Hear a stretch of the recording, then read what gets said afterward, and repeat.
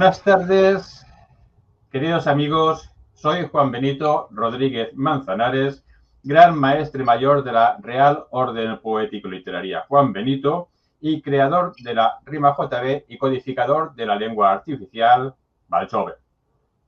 Hoy, para nuestra Real Orden, vamos a entrevistar a una de las grandes personas que actualmente están promoviendo la actividad de la cultura. Estoy hablando de nuestro gran amigo Hermes Antonio Varillas Labrador. Y para aquellas personas que aún no lo conozcan, voy a dar unas breves pinceladas de este prohombre, las cuales, si luego quiere, podrá ampliar. Hermes Antonio Varillas Labrador nace en la aldea de Potosí, en el estado Táchira de Venezuela, el 12 de julio de 1959. Estudia en la Universidad de los Andes, núcleo universitario de Táchira, obteniendo su licenciatura en Educación en 1983. 15 años más tarde realiza unos estudios de posgrado en la Universidad Santa María, obteniendo en 1998 el título de especialista en planificación y evaluación de educación. En 2005, en la Fundación Ateneo de Barinas, cursa estudios de locución y animación de radio. Durante sus años de docente activo participó en talleres, foros, jornadas, seminarios y ponencias, sobresaliendo su participación en varias ediciones del Encuentro Nacional e Internacional de Educadores.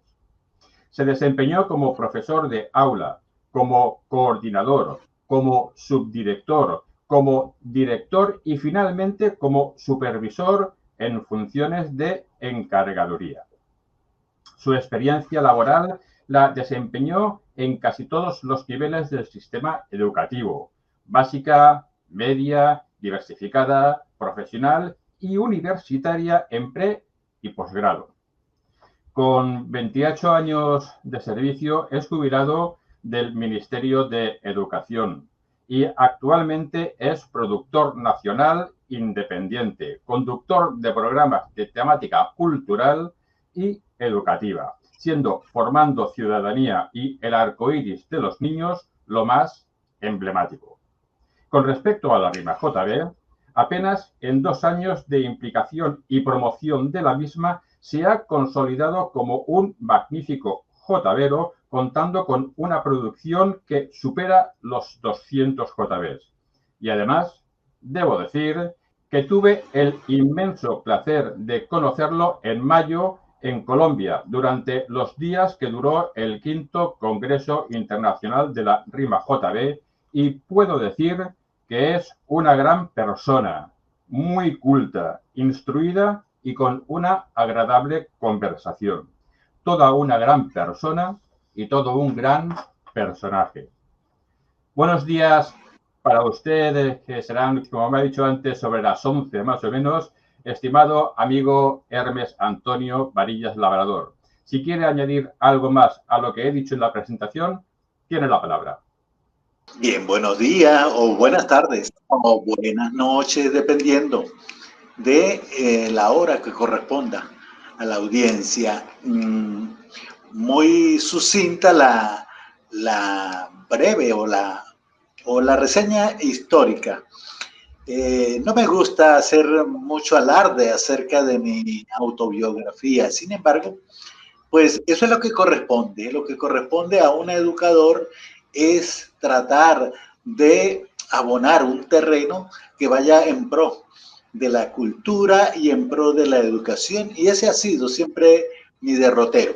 Mi derrotero siempre ha sido la cultura, la educación, y de eso depende mucho la armonía, digo siempre como uno de los pensamientos o eslogan.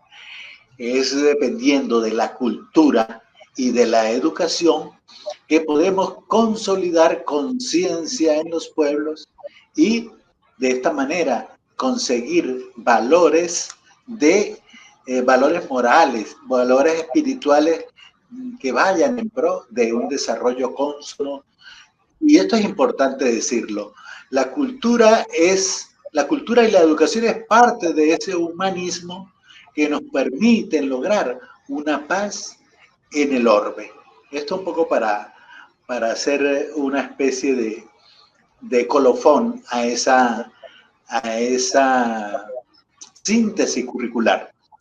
Me dediqué desde temprano a la poesía, sin embargo, no era muy dado a respetar lo que era la métrica y la rima. Y es la rima, JB precisamente, la que me llama a eso, al respeto de las normas, a la poesía clásica y sobre todo la rima JB, de la cual he aprendido mucho a mi edad, imagínate. Son 2 años y medio, casi, vamos a decirlo, 2 años y unos meses.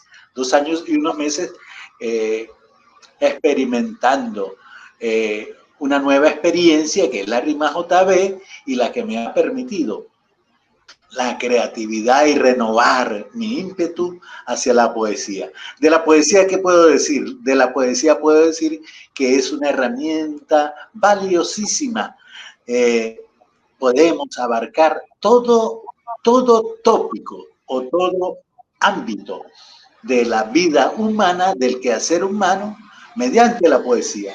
En mi antología poética, humilde antología poética, hice una clasificación de 77 temas, 77 temas que más o menos coinciden con los libros de las Sagradas Escrituras. Entonces, en la antología hago una mención de lo que es, empezando por el tema espiritual, el tema de Dios, sin hacer mención de religión alguna, sino el tema espiritual. El tema de la paz, el tema de la niñez, el tema de las mujeres, del romance, del mismo erotismo, pero también dedicado al tema del humor, también dedicado al tema del ambiente, a cualquier tema que no le sea ajeno al conocimiento humano. Esa es la función. Dime. Todo lo que puede abarcar cualquier ámbito de la vida.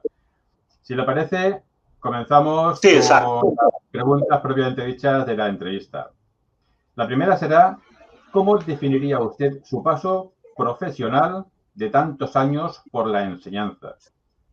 La educación en Venezuela ha sufrido muchas transformaciones, muchos cambios y lamentablemente, tener que decirlo, ha ido de más a menos en cuanto a la calidad.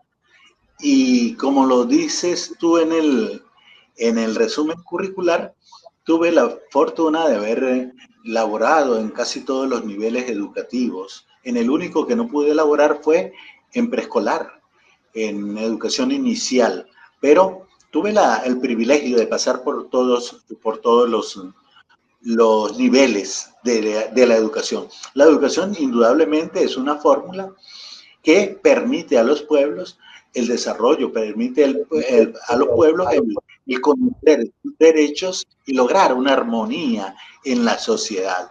Eso es, lamentándolo mucho, tener que hacer esta mención que tiene que ver con la sociopolítica. En Venezuela, nuestra educación llegó a tal punto de deterioro que pretenden que el ciudadano acepte que mientras menos trabaja, mayor reivindicación para el ciudadano, y no es así. No es así. La educación es una herramienta para darle fortalezas al ciudadano y que se enamore de los valores de nuestra escala, y uno de ellos es el trabajo. Por tanto, realmente es muy lamentable lo que está ocurriendo en su país durante hace muchísimos años. Yo puedo decirle que sí que estuve en su país, hará como unos 10 años, y me pareció una belleza. De hecho, el lago de Maracaibo, la parte bonita, no la parte donde están esto de extracción de petróleo, me pareció muy, muy chulo. Y propio Maracaibo también, y Caracas. Eh, es terrible lo que está pasando. Y vamos, mejor que usted no lo va a saber nadie. Si le parece, continuamos con una siguiente pregunta. Y realmente no tengo muy claro si Formando Ciudadanía y el arcoíris de los niños es lo mismo con dos nombres o son dos cosas diferentes.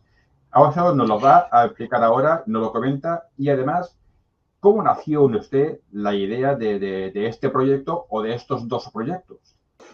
Muy buena la pregunta. Es pertinente aclarar esa diferencia entre Formando Ciudadanía y el arcoíris de los niños. Nace el proyecto con el nombre de Formando Ciudadanía. ¿Nace cuándo? Cuando empecé ya desde los 18, 19, 20 años, ya yo tenía una idea de cómo continuar en la labor de docente fuera del aula. Una vez que me jubilara, dije, debo utilizar cualquier tipo de medios, ya que no estoy dentro de un aula, debo utilizar, aunque sea la radio.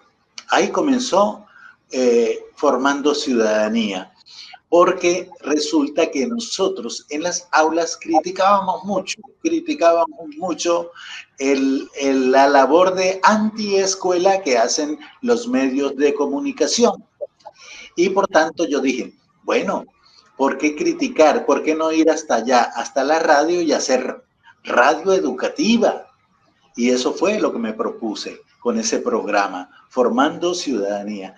Pero entonces, pasado un tiempo, pasaron más o menos como 3 años y se nos ocurrió incluir los niños dentro del programa. Fue idea del director de la radio. Me dijo, vamos a abrir un programa gratis donde entren los niños a mostrar su talento.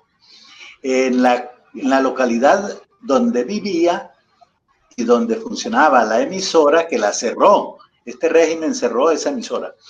Y muchas en Venezuela. En esa localidad donde estaba esa emisora, hay una especie de, le llamamos de esta manera, la cuna del arpa infantil en Venezuela. Existían allí 2 escuelas de arpa. El arpa es un instrumento musical bastante difícil de poder dominar, en el sentido de conocer cómo se ejecutan las 32 cuerdas del arpa. Y allí hay un talento enorme en los niños. Estaban saliendo una cantera enorme de niños, y de ahí el programa de darle oportunidad para que los niños mostraran su talento en cuanto al dominio del arpa. Por eso le colocamos el nombre que fue idea de uno de los niños, de mi niña menor, Abril Sofía, quien un día dijo, vamos a llamar el programa El Arcoíris de los Niños. La niña tenía apenas 5 años de edad. Es una anécdota que la cuento con mucho orgullo, porque a esa edad decirme El Arcoíris de los Niños, le preguntamos luego en el programa, ¿por qué se te ocurrió el nombre del Arcoíris de los Niños? Estoy hablando de un año 2002 aproximadamente. No, 2003. En el año 2003, y la niña me responde porque es un programa donde deben estar todos los niños, no debe haber exclusión, todos los niños deben estar allí. Y en efecto, entraban todos los niños con distintos talentos en cuanto a tocar un cuatro, a tocar una arpa, a recitar un poema, a cantar, a cualquier tipo de talento cultural era bienvenido en el programa, y de ahí nace el Arcoíris de los Niños. Luego fue derivando en otras tareas más específicas, pero en esencia ese es el nacimiento. Es parte y es complemento de Formando Ciudadanía. O sea, no estamos hablando de dos cosas diferentes, sino que le anexamos los niños, entonces decidimos dejarlo. Formando Ciudadanía y el arcoíris de los niños. Bastante largo el nombre, pero en esencia es lo mismo. ¿Cuánto tiempo lleva funcionando ambos proyectos? ¿Tiempo tienes que? ¿Cuánto tiempo lleva funcionando los dos proyectos? Completo. Desde el 2003 hablamos de 21 años. Es más, tengo una anécdota muy buena que comentar, que los primeros niños que comenzaron en el arcoíris pasaron ya por una universidad y algunos ya son profesionales y nos comentan la fortaleza que obtuvieron, los beneficios que obtuvieron de haber pasado por el arcoíris de los niños.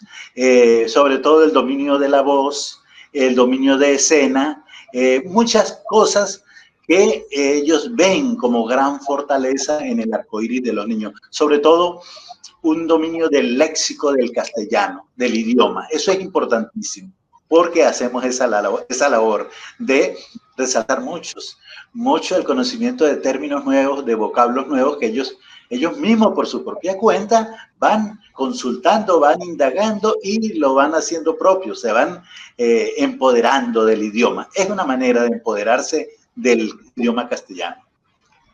Ha dicho una cosa que era la siguiente pregunta que tenía aquí preparada, y es justamente que los niños van creciendo y dejan de ser niños. Como hubiera dicho, que algunos ya están en la universidad y algunos ya, incluso a lo mejor hasta son padres. ¿Cuál es el mecanismo que usted utiliza para tener siempre niños? Porque ahora, actualmente, yo sé, porque nos pasa muchos vídeos y muchos audios de que tienen niños que están funcionando en el arcoíris de los niños. ¿Cuál es su mecanismo para tener siempre niños ahí poniendo voz a poemas, poniendo voz a... Es difícil, pero no imposible. Es difícil y recuerden algo. Los niños tienen una capacidad que yo le llamo la tenacidad. Los niños le enseñan a uno que uno debe ser tenaz en el sentido de que no debe dejar desmayar el entusiasmo. Los niños siempre nos han enseñado eso. Entonces, el poder lograr toda esta gran cantidad de contenidos, que lo tenemos todos en un canal en YouTube, no está todo, realmente no está todo. El trabajo de los niños durante todos estos años es mucho el que se ha perdido en las redes, es mucho el que se ha perdido, pero hemos subido a distintos canales y a distintas plataformas toda la producción de los niños, toda. Y guardo, por supuesto, en muchos archivos lo que se hace en cuanto a la literatura, en cuanto a la poesía, en cuanto a incluso hasta la producción de ellos. No son poetas aún, pero se dedican a la declamación y a recitar de una manera muy entusiasta y muy espontánea. Sus voces son espontáneas y en ese sentido no van a conseguir voces impostadas, no. Son voces muy naturales. Es lo que gusta de los niños. Gusta mucho en los vídeos que ustedes pueden ver en el canal de YouTube. Eso, la espontaneidad de los niños. No hay voces impostadas, voces sobredimensionadas, voces falsas, no. Son voces auténticas. Se logra mediante sesiones de ensayo. Son tan espontáneos que no necesitan mucho ensayo. Los niños no necesitan tanto ensayo. Con 1 o 2 ensayos es suficiente. En los adultos no, en los adultos hay que hacer hasta 3 y 4 veces el ensayo para poder lograr una buena grabación, una buena edición de un audio. Y luego el audio, ellos mismos son los encargados de hacer el audiovisual. De tener una vez el audio, la voz solamente con la música.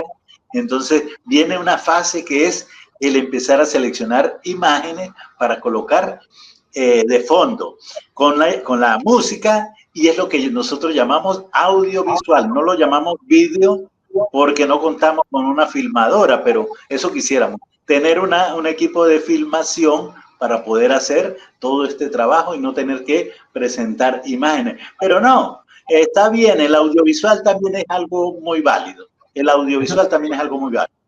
Eso que está diciendo me vino un poquito de maravilla para la siguiente pregunta, que es, entiendo que todo lo que hace pues tiene un coste tanto en persona como en económico, ¿no?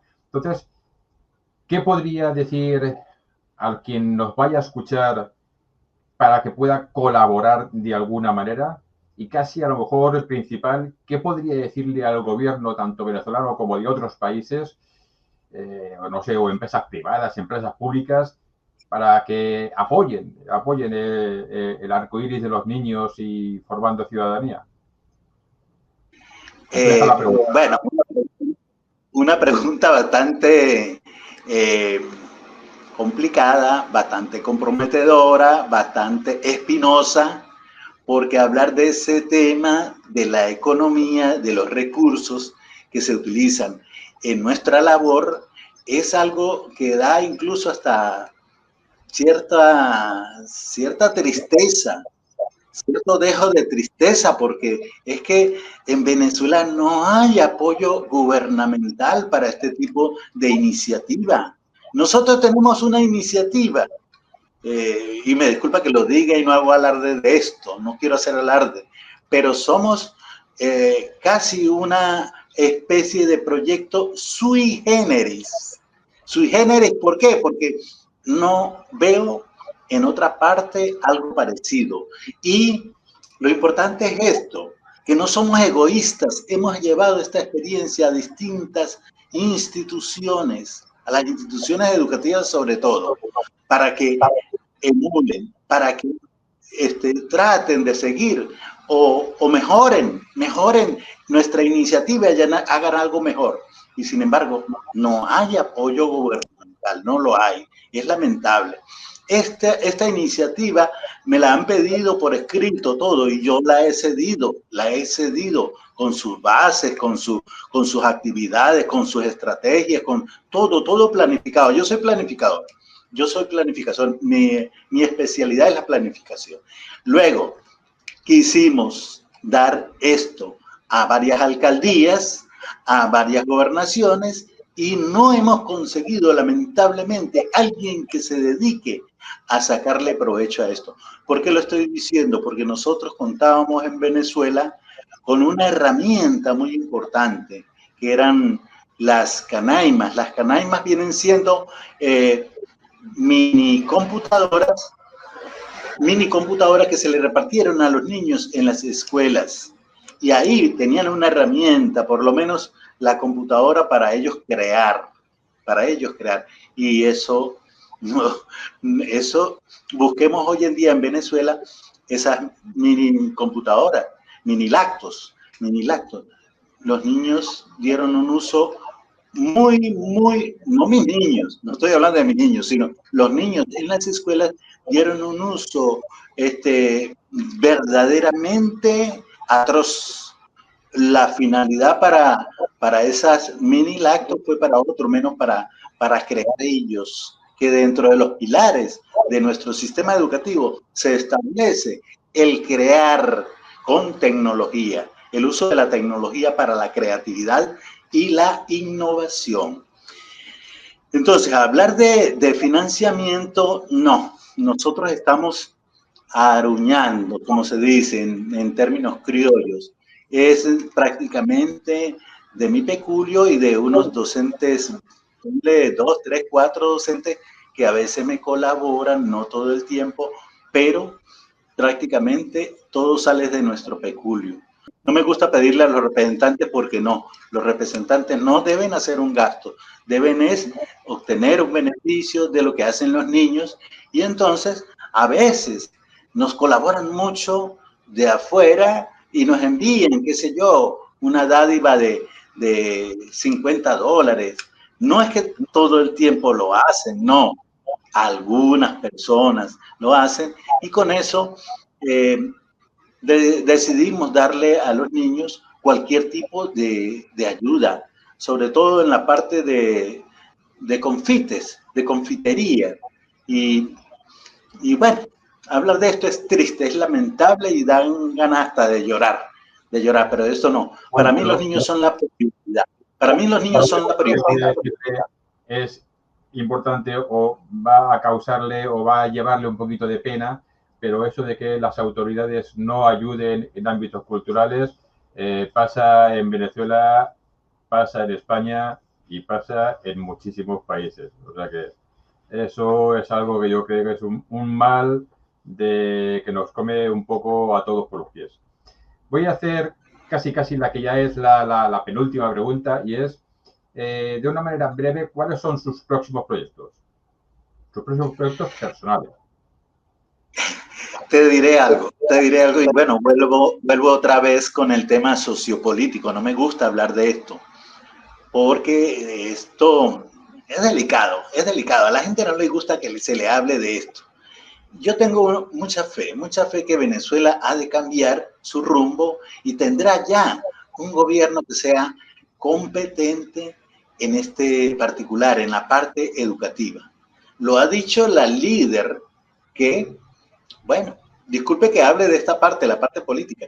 La fe que yo tengo es esa, la fe que yo tengo es un cambio en Venezuela y ella prometió, la líder, que hará de Venezuela el país con la mejor educación del planeta. Entonces, yo estoy jubilado.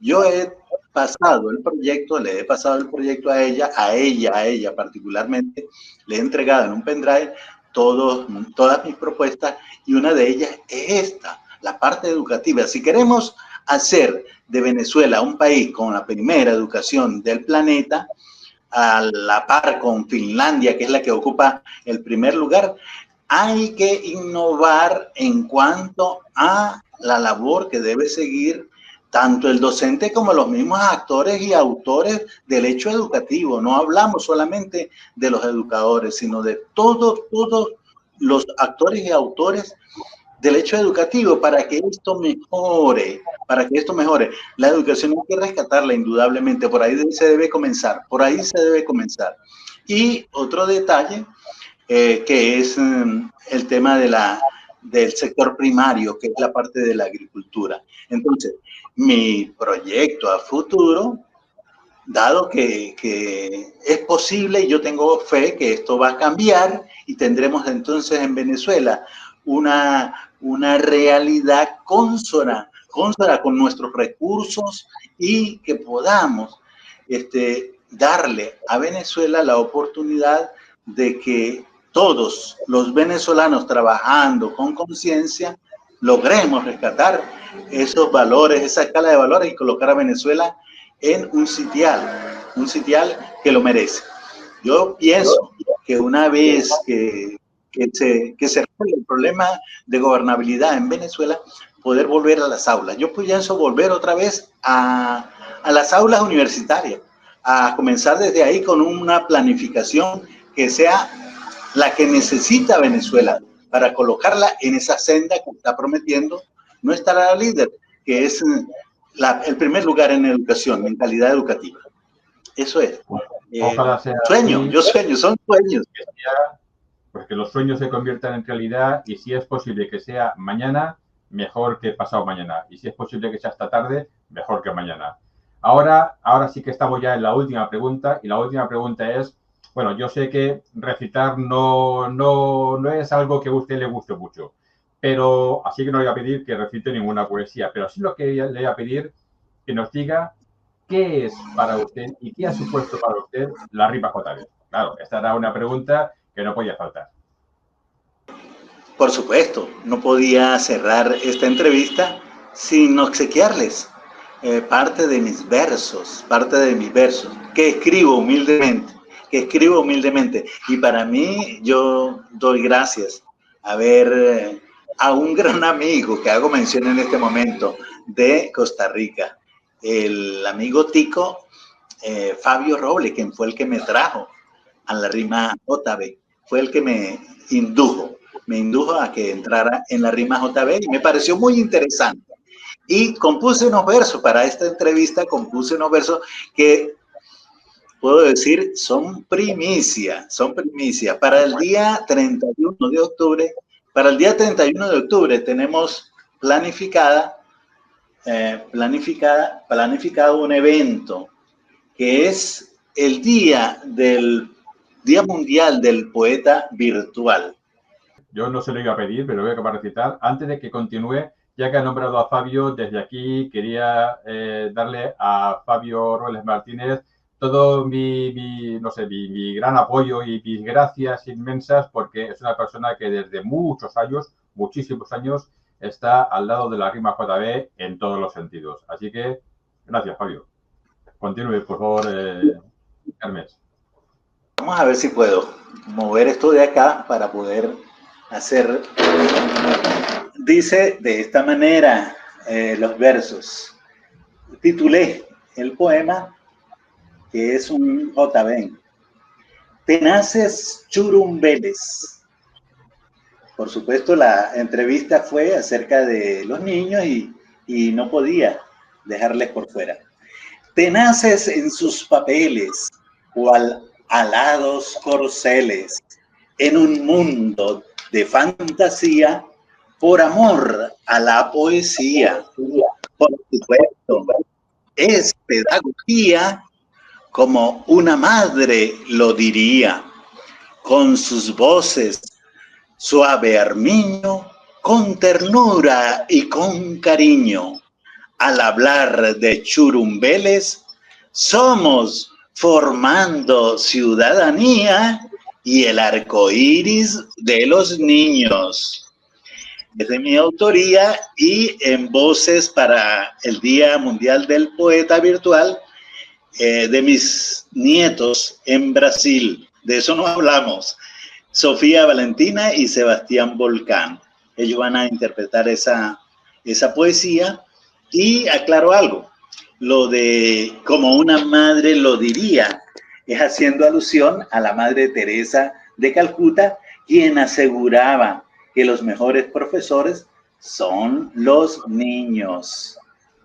Enhorabuena por este JB, enhorabuena a todos sus niños por las voces que ponen, que da gusto y da gozo escucharlos.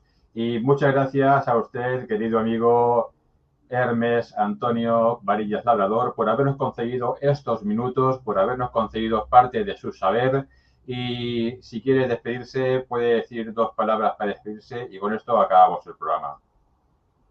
Bien, muy agradecido por la oportunidad de poder comentarles acerca de ese trabajo que se hace, un trabajo tesonero. Ellos lo expresan muy bien. Lo que se hace con amor y con cariño debe ser una experiencia maravillosa y bella, tan bella como el fulgor de una estrella y tan suave como el abrazo de un niño. Realmente muy agradecido por esta entrevista, muy interesante. Yo, de hecho, al principio dije, debe ser una valiosa entrevista. Gracias mil y mi abrazo a la distancia. Igualmente, un abrazo para todos también y quedamos en contacto. Siempre a su servicio, querido amigo. Un abrazo. Hasta luego.